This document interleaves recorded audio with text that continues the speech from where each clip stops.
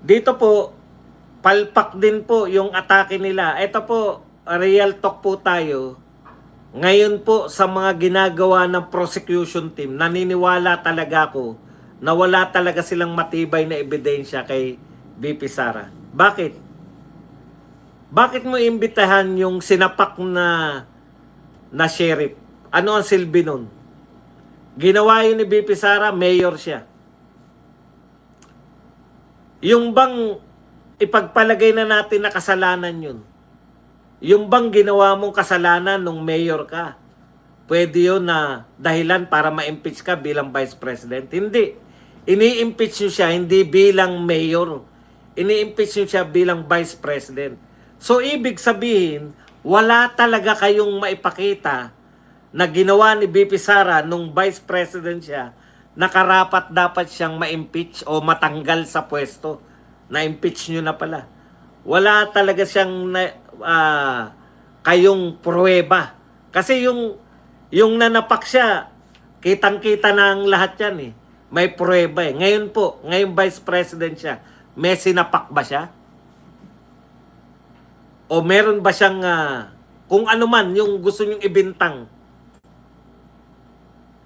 'Di ba?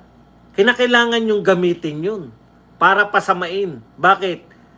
Kasi ang tingin ninyo sa mga senador bobo. Yan, wag na tayo magkunwari. Kasi kung ako yung magiging judge diyan, halimbawa ako senador, puta babarayin kita kagad. Bakit mo ino-open yan? Eh mayor siya niyan. Wag yan. Yung vice president lang siya, yan yung iharap nyo sa amin. Sa tingin kasi nila, bobo yung mga senador ngayon. Hindi mo rin naman masisisi tong mga prosecutor sa pag-iisip.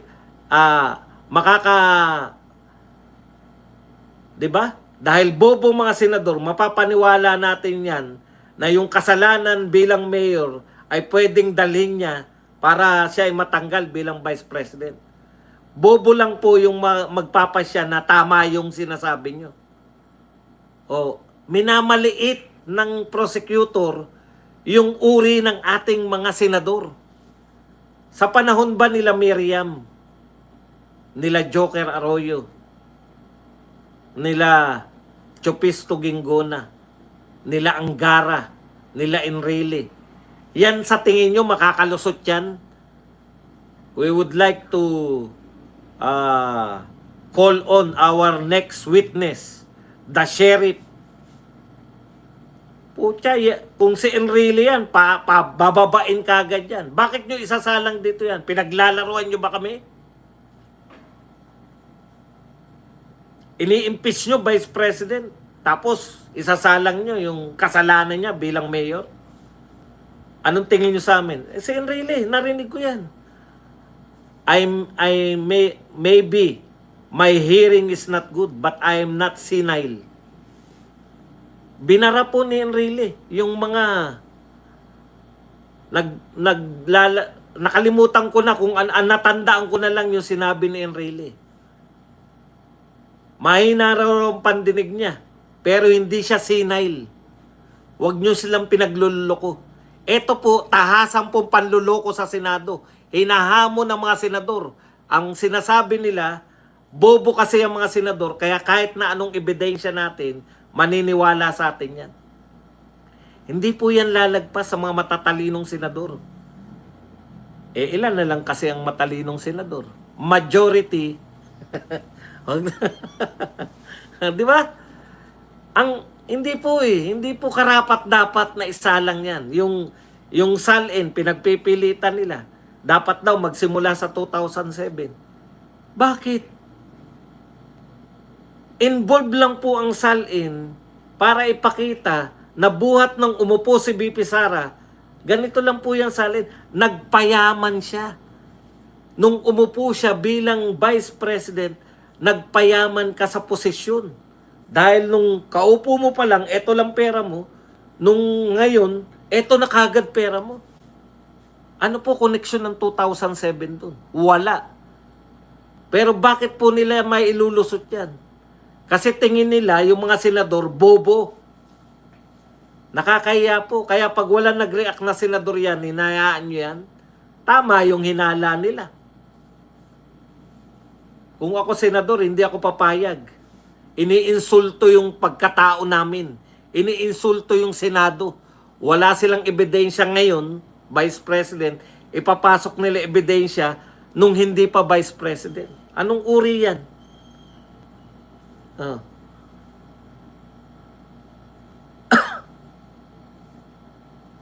Anong uring tao yan? Hindi po ganyan yan. Maliit po ang pagtingin sa inyo ng prosecution team. Ang tingin sa inyong mga senator judges, o bobs. Ngayon, kung papayagan nyo yun, baka tama nga naman talaga.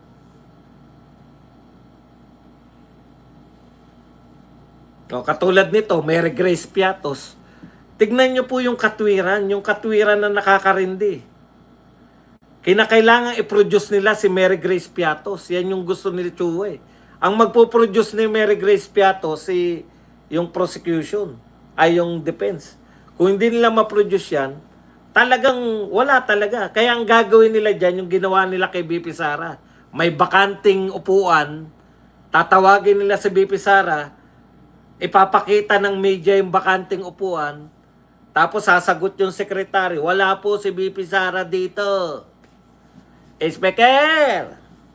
Bumabaha ng yaman, Speaker! Ganun ang gagawin ninyo. Maaari lang yun pag hindi kayo sinabihan.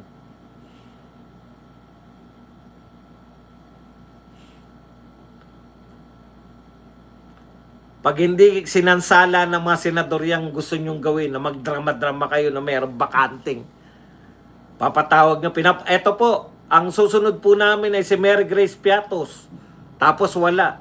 Tapos tatanungin nyo yung upuan, niloloko mo ba kami? Umupo ka na nga.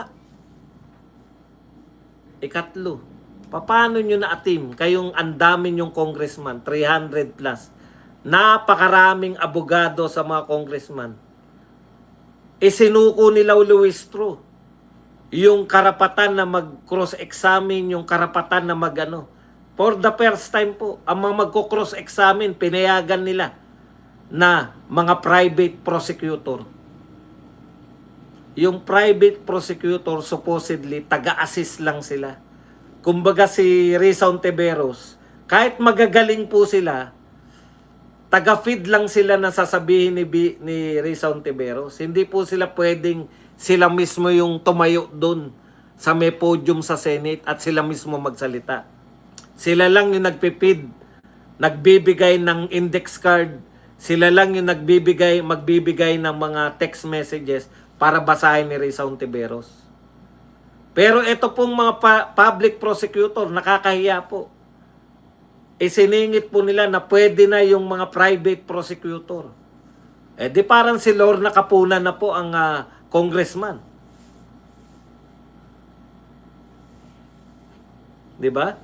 Parang si Lorna Kapunan na po at yung mga kasama niya. Ang tatay yung mga congressman. Nakakahiya naman sa mga congressman. Wala palang kakayahan yung pinadala nila doon. Nadala kayo lahat sa speech. Na pandeclamation. Iba po yung pandeclamation. Tignan nyo naman po. Yung season, attorney season, no comment. Yung pandeclamation, hindi ako papayag na kain ng buhay. Panay arte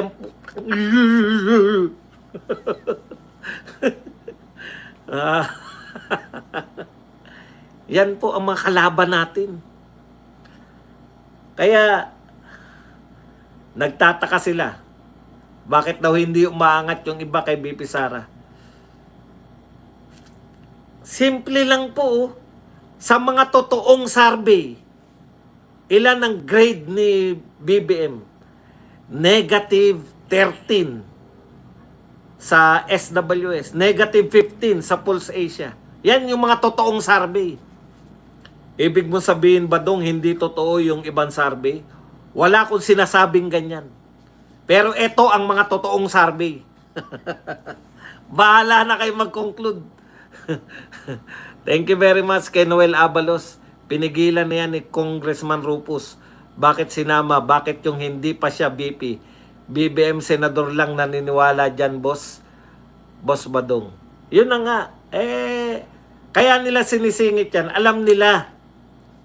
Maraming alam ng mga prosecutor na maraming bobo na senador. Okay. Kung ang gusto ng administrasyon ay kalimutan muna natin lahat ng ibang corruption, impeachment muna, kasi importante to, then that's selective justice. Kung sasabihin nyo, uy, tapusin nating impeachment, wala muna ang Blue Ribbon hearing. Sandali lang. Mas malaki yung pinag-uusapan nating amounts. Why not call a Blue Ribbon hearing? Why not ask both the administration and the opposition sinong gusto nyong witness? Tama. Bakit kakalimutan natin yung mas malaki na krimen? Ito nga, non-crime po pinag-uusapan eh. Tanungin nyo sila, ano talaga yung binibintang nila? Hindi maayos na paggasta. Pwede bang krimen yung hindi maayos na paggasta? Bakit hindi maayos? Kasi nakatabingi nung ginagastos? Pabili nga po. Makulimlim po ang kapaligiran.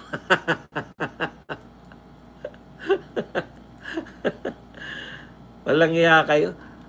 Ginawa nyo pa na intriga. Makulimlim ang kilikili.